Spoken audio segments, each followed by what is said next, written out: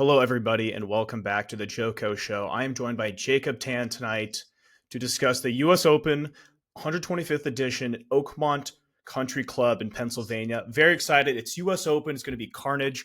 What are the vibes going into the week, Jacob? Honestly, for me personally, this might be compared to the Masters as the best week leading up to the tournament.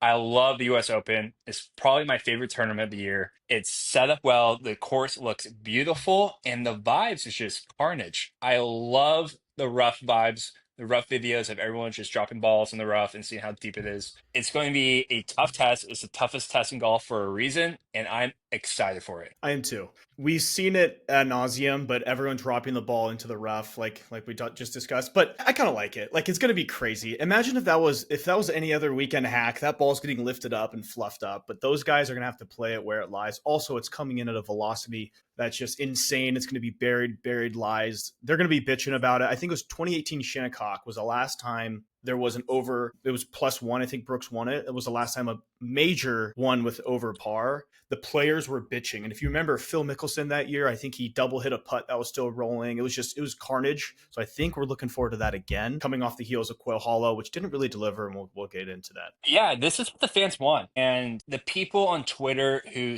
have the take where golf shouldn't be this hard, those people are losers. Yeah, that is an immediate unfollow, mute, and block those people because the fans want to see the best players in the world struggle. And this is the one term of the year where the course set up really hard, they struggle, and we're not going to see a 10 under or better unless it's at LAC, but it's not. It's going to be a tough test. The fans want to see the players struggle, and I'm excited for it. So we just came off the heels of Quail Hollow and kind of an exact opposite PGA versus US Open. Where remember Quail Hollow were like, and Valhalla for that matter, the last two PGA championships were like, these courses don't do anything for us. They're kind of easy. Valhalla, especially, it was a birdie fest. It was 20 plus under was the winner for Xander. And then Quail Hollow, Scotty Scheffler ran away with it. Rahm threatened for a moment. I think we do have the opposite. Oakmont is getting the hype this week, and let's just see if it delivers. It almost got, I mean, I thought Pinehurst last year got a lot of hype, but that was Pinehurst. Oakmont is just like taking the number one as like the mantle. We are the best open US Open venue. As far as PGA Championship, Scotty Scheffler is the best player in the world. That is not breaking news at all. He It looked close there for a second, and on Sunday, him and Rahm were kind of going back and forth as far as Rahm was making a push. I think had like a maybe back-to-back bogeys. It's hard to remember right now, and then just turned it on. He is the best ball striker on tour. He is top 20 in all major statistics needed for the U.S. Open, which includes bogey avoidance, par, bounce back. Tell me about your thoughts on the PGA Championship. Honestly, lackluster tournament. I think all of our concerns heading into it were not alleviated whatsoever. It's tough having a course that you see every single year, Oh, and we're welcomed. we're welcome. Jake, the man, Stoutland, thank you for Oh, joining us. I really appreciate it. Really nice to no meet you. problem. You are perfect timing because we're just talking about the course, and this is recording so we can cut everything out. Jake is Okay. excellent golf influencer and does a really good job on course breakdown. So I want to get your thoughts on Oakmont, US Open, and everything. And also just thanks for joining. Yeah, for sure, man. You've been persistent, so I'm glad. All I had to do was share my email. But yeah, I'm happy to be here. How are you feeling going into to Oakmont? Have you played Oakmont? Haven't played it yet. I could have. I just never got my stuff together and didn't get out west. Sometimes when a course is close-ish to you, but it's like a drive and then it's like an overnight or drive Yeah. back, it just doesn't happen. So no. The answer is no. Okay, the style that Oakmont presents. Have you played a similar course? Because I guess what's your hand? Because you're a solid, really good golfer, but like, I want to hear like your thoughts on how these guys are going to approach Oakmont and from your experience. Well, I would say the hardest course that I play is probably Marion when they Okay. tune it up. If they want to get Marion really difficult, I don't know because I haven't played Oakmont, but it's just a different game of golf. You have to be you're hitting to quadrants in the green, and I'm not that good of a golfer. I'm like a scratch golfer. So a scratch golfer on any day is probably going to shoot over par, and that's just not even close to good enough. But there's so much pressure on every shot. I mean, if you hit it Yeah. off the fairway, you're going to have to punch it out back into the fairway and then hit an elite iron shot to hopefully get par. But then you punch it out, you miss your quadrant. I'm going to three putt. Now I'm looking to Yeah. double. Right. It's just so stressful. And then if you miss a green, there's so much stress on every single shot. So got to be dialed. Yeah. Scotty Scheffler, I guess. Also, Jake, this is another Jacob. Nice. He's a big fan Good of to yours hear. as well.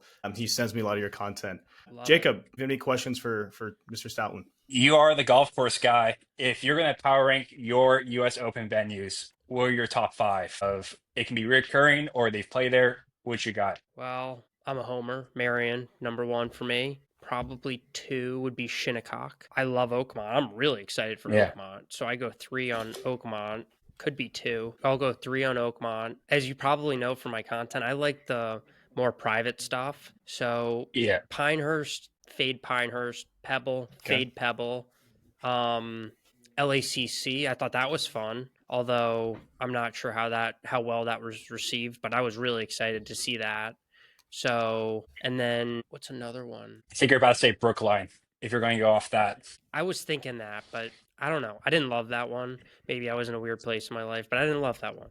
Sorry. I feel like there's got to be another one. I can read you the list of You can Wingfoot, Bethpage had one. Wingfoot. Shinnecock. Yeah, no, Yeah. Shinnecock's my two. Okay, we'll go Wingfoot. That's my fifth.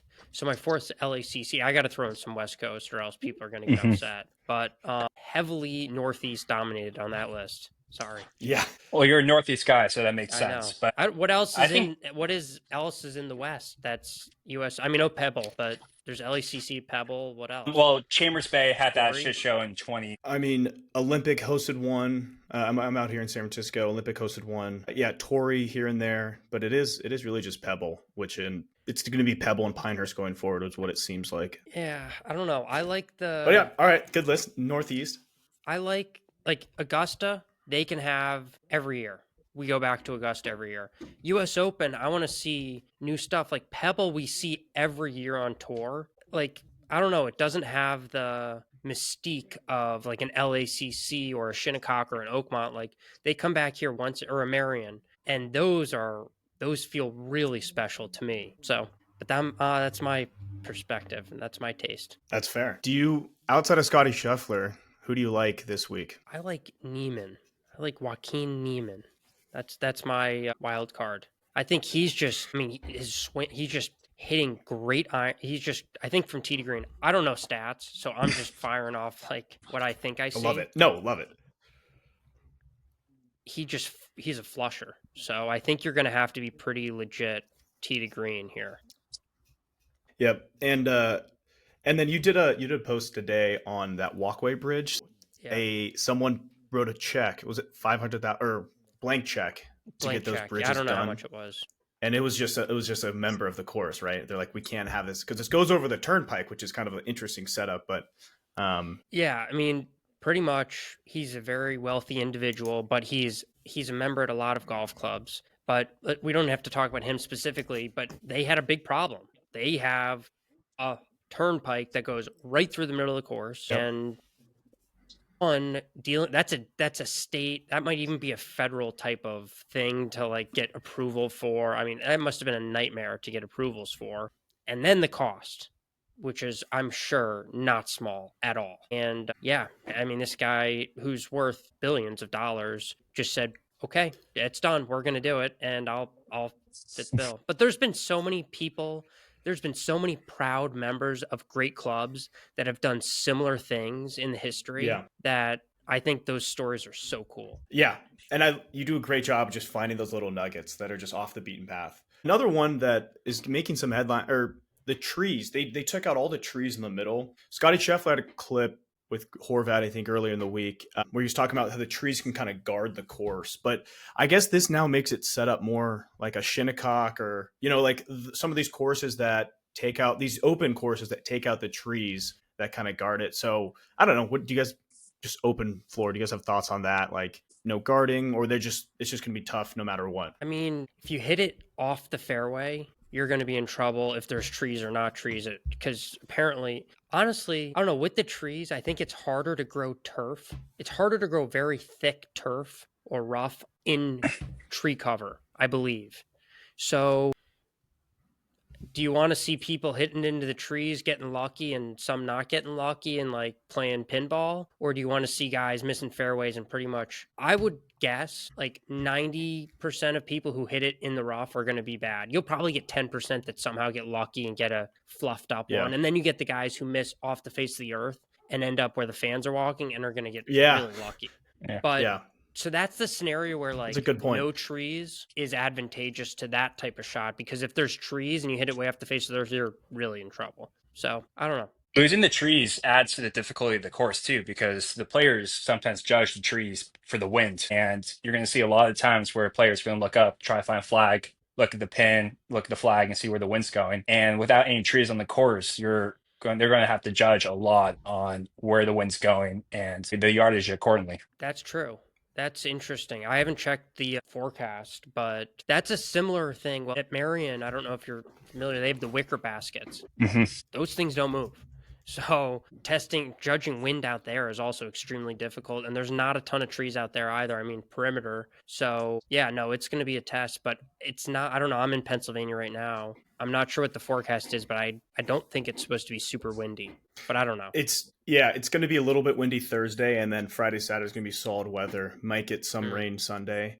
The other thing too, this course is, I mean, the greens, they're huge greens. But you mentioned it earlier, like there's it's like greens within greens that you have to hit and play to. But I mean, another thing to look at is like these lag putters, like who's hot lag putting, right? I mean, Scotty's been doing it okay, but who else can lag putt and get themselves out of trouble? And it should be. But the thing that I maybe have a concern, or you can maybe see, is like, all right, guys are banging into the rough, chunking it out, and then it's just like a chunk out lag putt kind of tournament. I mean, that's like doomsday, but that's what I think the U.S. Open, USGA is like kind of nervous for, I guess, would be the one thing. Kind of, it was kind of the Wingfoot story. Remember? How was it? I'm not, like, contrary to maybe public perception, I'm not like the most educated on this type of like dialogue. I like to watch the tournaments and I don't make a ton of conclusions. I mean, I remember watching Wingfoot. I don't remember having that conclusion, but I don't know. I mean, if people miss the fairway, like that's why I watch the US Open. I want to see carnage. Yeah. But absolutely. I do want to see people making putts too. Like I want to see fireworks. Yeah, absolutely. And you know, we've been lucky we talk about this all the time, but I mean, think about the last 6 major winners. Xander twice, Rory's won it, Bryson's won it, Scotty twice. It's been the big names, right? And so we've been pretty lucky. So it's a small running. If we're following that, it's like there's not a lot of people that can win this. Right, exactly. And then to shrink it down even more, like I'll share my screen here, but so my pick's not looking great right now. Who you got? Neiman. Neiman. Oh, that's your guy. Yeah. Now the betting line has the winning score minus 1.5. Do you think the winning score is going to be better or worse than that? Better. I have no clue. Better. I just go against the public. All these players Smart. plus whatever plus somebody's going to shoot under par. I don't know. I really don't know. I'm going over minus 2, 3, 4. I think you have Scotty Scheffler out there. That's going to guard that pretty well too. But yeah, I mean, do you guys have any favorite holes too? I mean, we're going to see it later on, but 289-yard par 3, that's absurd.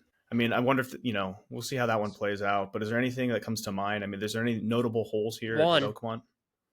One's interesting. One's an interesting hole because that green, there's not a lot of greens that are just so severely front to back. And I'm interested to see the shot. Like if Bryson hits a bomb down the middle with driver and is like flip wedge in there, he's got to be able to, like, flip wedge should totally stop on that green. If it's not, and it's bouncing like 10 yards, then like, good luck. Like watch out.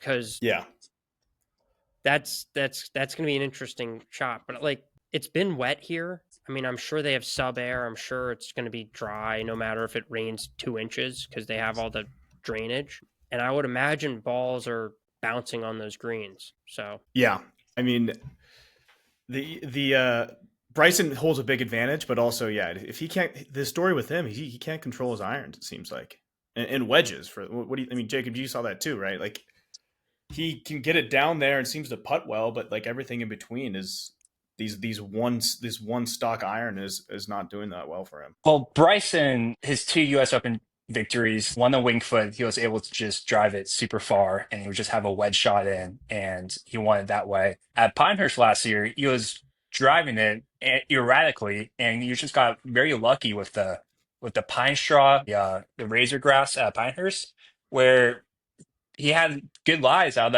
of that racer where he would be able to hit some good shots out of it. But I don't think you're going to be able to do this at Oakmont this year, where he's going to have to control his driving to a certain extent because I think this rough's a different animal to where I don't think he's going to be able to do the same stuff he did at Wingfoot and have success here. Yeah.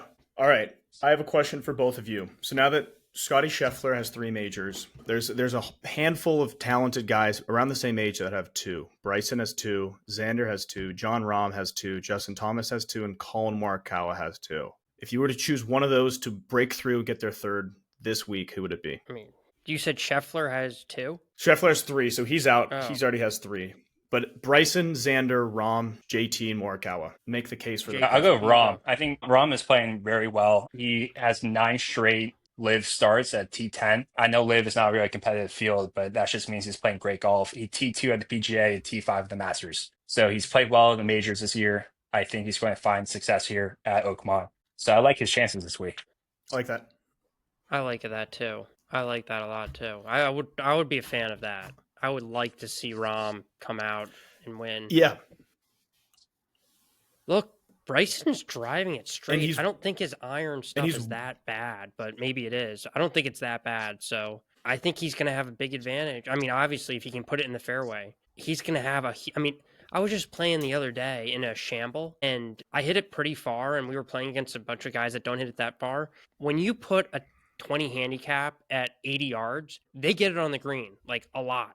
When you put them at 150, they miss the green a lot. Like that difference is what Bryson has, and that's like huge on these type of shots. That's who I'll roll with. I love it. Yeah, I mean the whole drive for show, putt for dough has kind of been debunked. It's just like if you're closer, like you said, it's just the numbers say you're going to do better. Like it's just these guys are too good with wedges and everything. Like that thing and proximity to the hole is so big. And look, Scotty Scheffler, like he's not the best putter, but his tee to green is so good that he has such a huge advantage in strokes gained. And so, yeah, I think you see that. All right, I like that. Rahm and Bryson. He also doesn't blow up. Right. So no, he's smart. He he's kind of boring, right? I mean, in a sense, in that sense, but yeah. All right. Any other questions for Mr. Stoutland here? I know I do have a question about the Eagles. I know you're an Eagles fan. We're a couple of 49er fans here. Congratulations on the Super Bowl. Hard to say that, but we're going to get it this year. We're going to take the NFC this year. It's always next year. Last question. Connor and I have a golf trip to Bandon Dunes in the next month. Have you made it out there yet? Not yet. That's a hard one for us East Coasters, but I aspire to one day, and I hear it's spectacular. We'll get you the full update after the trip is done, but it should be a good time. Please do. Please let me know how that goes. I've heard it's like nothing else. Yeah. We'll I don't know, my computer might be lagging a little bit, but we'll give you we'll send you some photos of what it's like, and thank you. Sorry about the pestering, but you're a big name in the golf world, so thank you for jumping on. And we do these before every major, and we just love talking golf, and we have bets and stuff like that. But Jake, I really appreciate it, and you're the man. Yeah, for sure. Thanks for having me. I appreciate it, and no worries. Happy to do it. Sounds good. I'll talk soon. All right. See you guys. Yep. That was fun. All right. Let's move forward with the gambling. Let's have some other storylines from the tournament. All right. Yeah. Let's continue on storylines, and then So Oakmont Sunday. I think this is one of the most iconic venues, and it's going to lead up to a very chaotic Sunday. I think Jake alluded to it. Jake has a very northeast bias with his venues, but as in terms of iconic venues, Oakmont, Shinnecock, I'll put Brookline up there. I think Pinehurst in 20 years is going to be in the same conversation because last year's Pinehurst was the first iteration of the current because they remodeled the entire course. Pinehurst in 2014, when they had it previously, did not look at all the same as Pinehurst last year. So I think Pinehurst is going to be up there. Pebble, I love Pebble as the biased person. Oakmont is going to be the truest test, iconic venue. Last time, 2016, do you know who led on heading into Sunday? DJ won the tournament at 4 under. Who was leading Sunday and at what score? I know Bryson had the lead. I saw it. He said on his YouTube video. Who was leading going into Sunday? Shane Lowry. Shane Lowry at 7 under. 7 under? and he finished 1 under. So he was 6 over on Sunday, which completely leads into why this is going to be a chaotic Sunday and a great tournament because anyone can blow up on Sunday. You Yeah. might have some dramatic score shifts. You might have someone who is not even relatively close to the leaders on Sunday and post a 2-3 under, and the leaders blow up and he sneaks himself into a US Open victory. So I'm excited. This is one of the best weeks of the year and it should be a great tournament. Yeah, no, you're right. Sunday, we talked about it before, like going out and winning with a birdie or going out and defending it with a par or and losing it. And the US Open obviously skews towards don't lose it. Like par is a birdie. Survive. DJ started Sunday at 3 under. He shot 1 under for the day, but you watch that entire round again, he's just long par putts, like dirty 6 foot par putts. Yes. You just have to survive the day, and you might walk yourself into a victory. He actually birdied the very last hole on a sick hole. I think some people will say, and I agree, that might be one of the best holes of golf that a person has played in a major in the last decade. That was insane to watch. Yeah, just absolutely dot from I think 7 iron out. And it's actually just kind of sad that he is not. I don't know. I wish he was good. Like because he was not like 2020. He was winning tournaments. He was still good, and then it just all fell apart. Okay, and then the time before, Angel Cabrera +5 won the U.S. Open in 2007. +5. That gets a lot of people going, Mr. Tan here. Okay, so we talked about Bryson, Rory, the big hitters. It's a big hitters course. The Church Pew bunkers on hole 3 and 4 getting a lot of attention. I think they're cool, but I don't know. Like it's one of those like stories that are just like whatever. Like this is about the course. Let's just kind of get playing golf. They're cool. I want to see someone get nestled up right on the edge to see it actually impact play for me to have a full opinion on the Church Pew bunkers. Yeah, they're just like a little like artifact at this point. All right, something I want to talk to you about right now is who's hot in golf, who's not. We talked about Jon Rahm, we talked about Scotty Scheffler. I'm gonna glaze my team, and Jake said it earlier, but Joaquin Niemann is playing well. He just won in Live Virginia. He had his best major finish. He was T20 in the PGA Championship. The other guy on my team that's hot was a guy who barely qualified. That is Cam Young. He won it in a playoff with a birdie on the longest day in golf. And then last week, T4 at RBC Heritage. He fell apart on hole 18, but that's fine. Can you glaze my team for a little bit? I will, and I will not. Unlike you and unlike Jake, I'm kind of out on Niemann. He's having an exceptional live season thus far. Out of his 8 starts, he's won 4 live tournaments this year, which is absolutely insane. But his track record in majors is not good. And his best finish was actually at the PGA, which just played T8, which should give you some comfort that he might find something.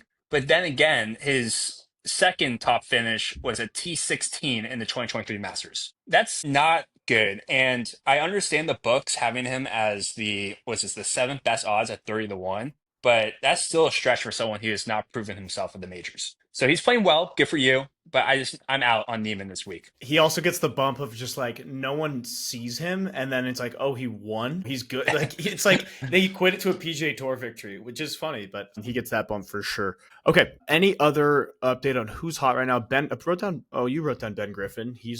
Scotty destroyed him on Sunday at Memorial, but he won. He's 2-time winner this year, 1.5-time winner. He was a loan officer, and now he's winning PGA Tour events. Good for him. He's hot. Good. Hot playing golf right now.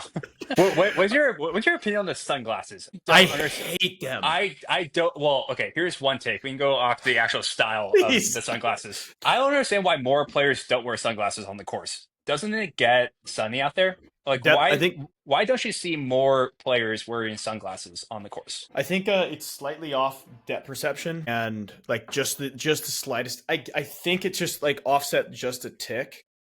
Because you always see JT wearing his sunglasses on the back of his hat.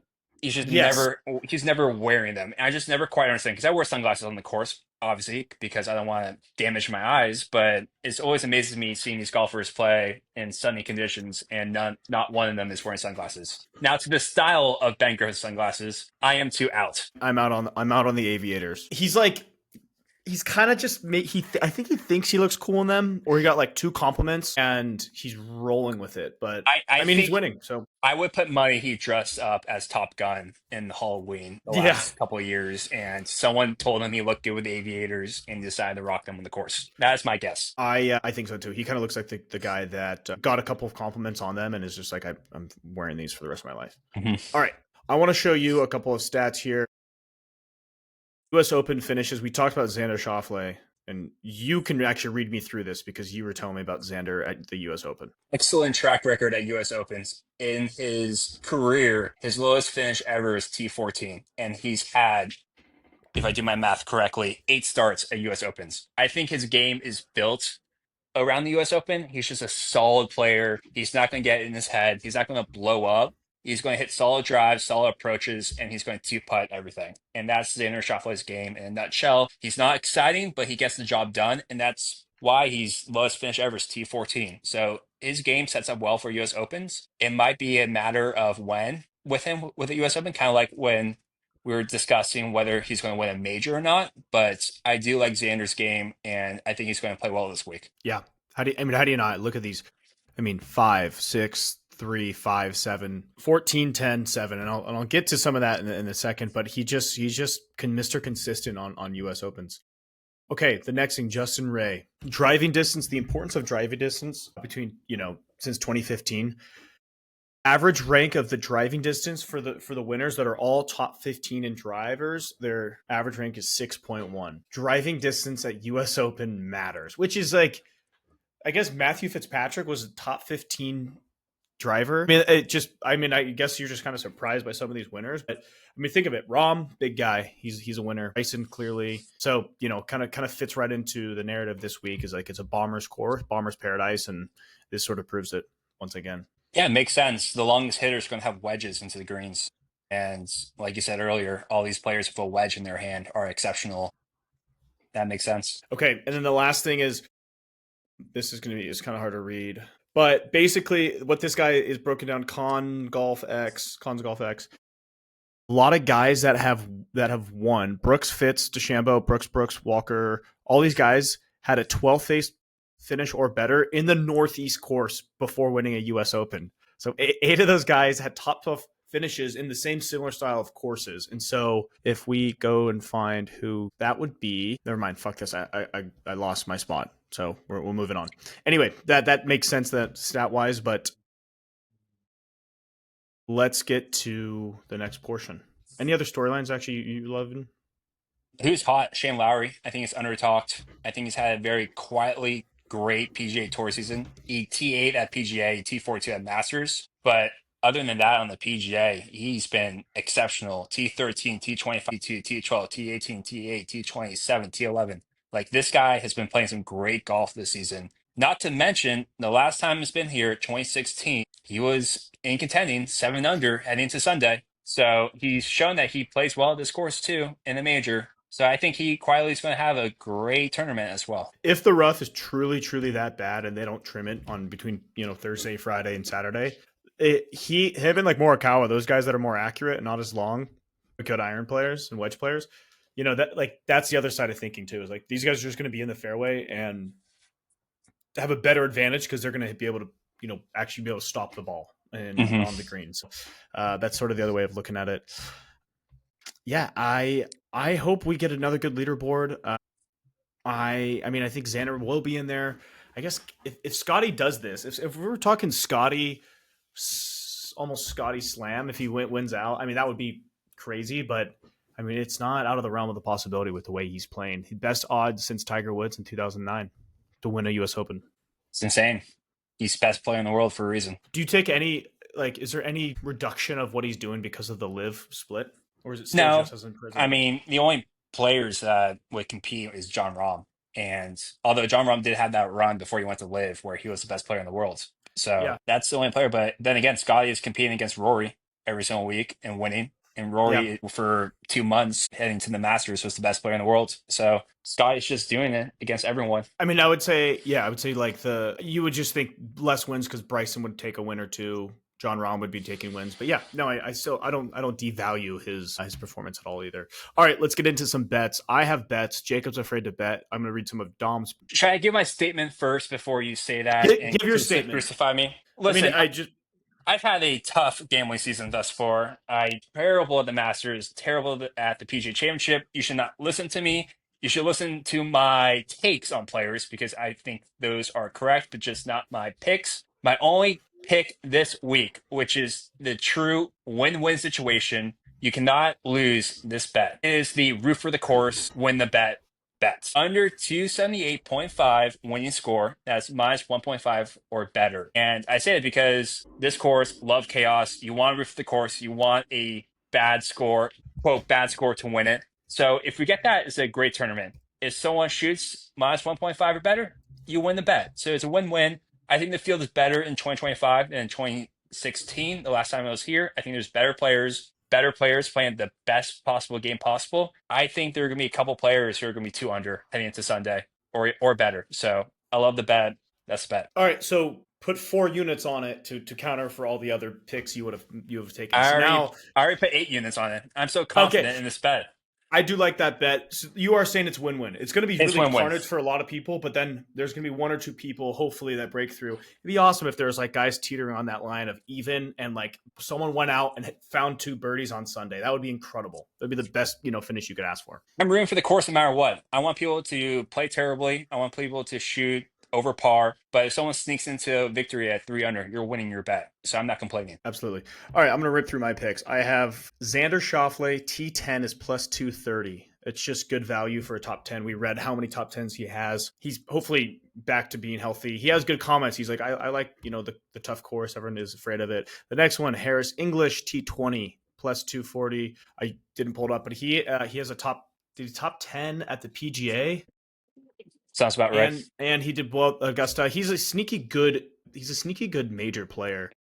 Also one of the top guys I would want to grab a beer with on tour. Harris English. Nice little Guinness at the pub after a round of golf. I could, yeah. Kind of looks like a guy I went to Gonzaga with. T2 at PGA and then T12 at the Masters. Yeah, so that would be a odds would say yes. And then long shot. I think, I don't know, plus 6,000. Does that count as long shot, Jacob? Why not? 60-1. Corey Connor's namesake. He's kind of always around. I think one of us has him in a long shot every once in a while. And then my outright is John Rahm. It feels like John Rahm. He's like knocking out the door. He's a U.S. Open kind of guy. He's the speed to get out of the rough. So that's what I like, and that's going to win. Update on the draft. Dom is in first. I'm in second. Jacob's in third. Well, you just picked John Rahm, and John Rahm's on my team, so I'm feeling pretty good this week. It's called whatever. Should we go through Dom's bets? Let's go through Dom's bets, and then let's crucify his bets now. Yes. Dom Vinci could not make it. He is he's on a just started a new job. Good for you, Dom. Scotty, but if not Scotty Rahm. Okay, so he's picked John Rahm as well. Don't hate that. That's a terrible pick. Just we all picked John Rahm. All right, Russell Henley is the value play. Why is he picking? Terrible. Why is he picking Henley? Maybe because he has a hot putter and he thinks he can lag putt. I don't know. It's a terrible bet. I would stay away with that with a 10-foot pole. Fleetwood T20. That one's pretty automatic. I mean,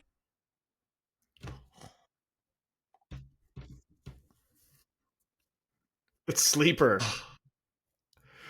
Do you want another grandpa pick? Scotty top 5. Why even take the time? Why even waste the time? And then Morikawa T20. That's disgusting as well. I'm out on Morikawa. He's on your team. Game is not there right now. On a serious note, like he's losing strokes around the green, and his putting has always been a question mark. So he's going to have an insane off the tee and approach to the green in order to compete, and he can blow up like any other person. So that's just a terrible bet by Dom. He's going to lose a lot of money this weekend. He is. All right, can Rory McIlroy win? Well, big news storyline. His driver is in the bag this week. And do you think he'll talk to media this week? I guess he already has. Rory McIlroy, the driver situation at the PGA. They tailor-made, I don't know, the PGA nixed a couple of drivers and included Scotty Scheffler and Rory McIlroy. Rory McIlroy responded by No mental integrity here. He responded by not talking to media and having a little tish with his situationship, Amanda Balionis, Jacob's lover. And Scotty responded by winning the whole For tournament. those listening, I'm visibly shaking my head right now.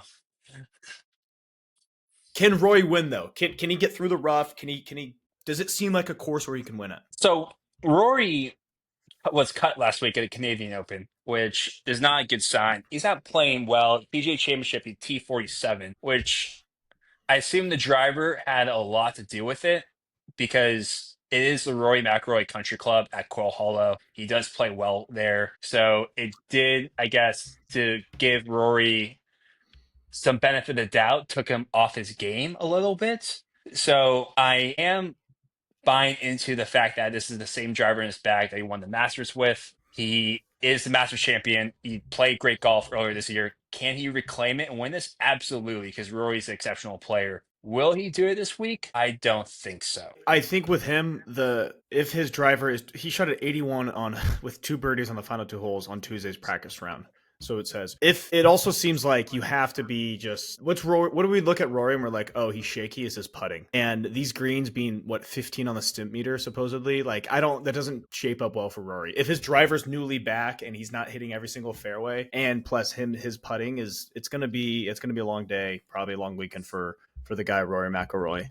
All right, unload the clip. Anyone else I'm missing? Who do you want to talk about? Like Ludwig is a guy who I don't think is hot anymore. Out on Ludwig, out on Colin Morikawa, out on Neiman. I think if we're going to watch one golfer this weekend, I think it has to be Tyrrell Hatton. He is the most animated golfer in the tournament.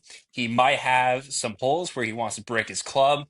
He might have some holes where he's draining along birdie putts this weekend to watch. He'll have let's see, Masters 13, PGA T60. He won the Dubai. So he'll also have something where he just like somehow hits it and he's like not really celebrating, but it's like a tap in 2-foot birdie. And everyone's like even more happy for him because of how pissed he gets. Like that.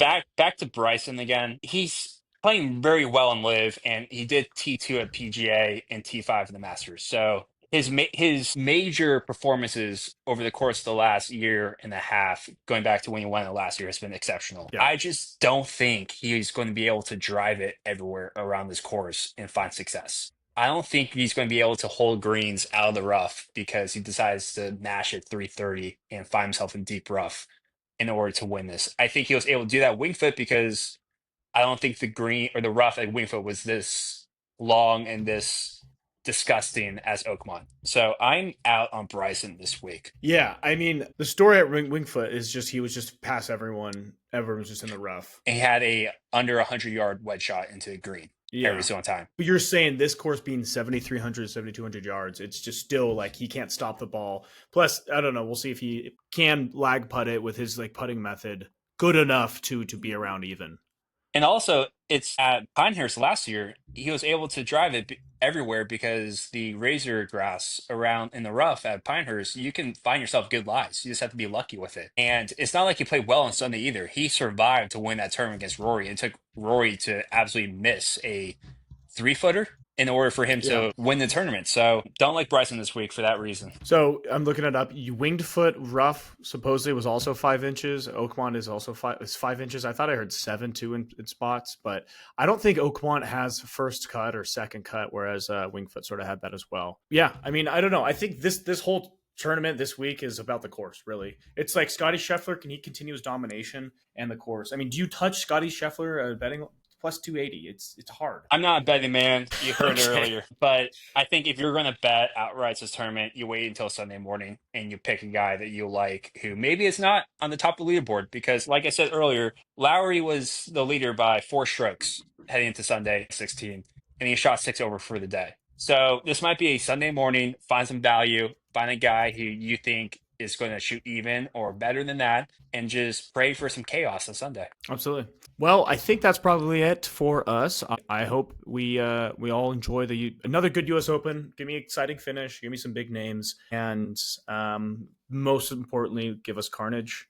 Jacob, any final thoughts? Carnage. Root for the course. One time of the year where the winning score is not going to be 20 under. root for the course. That's what I love. Absolutely. And thanks to our guests today. All right, signing off.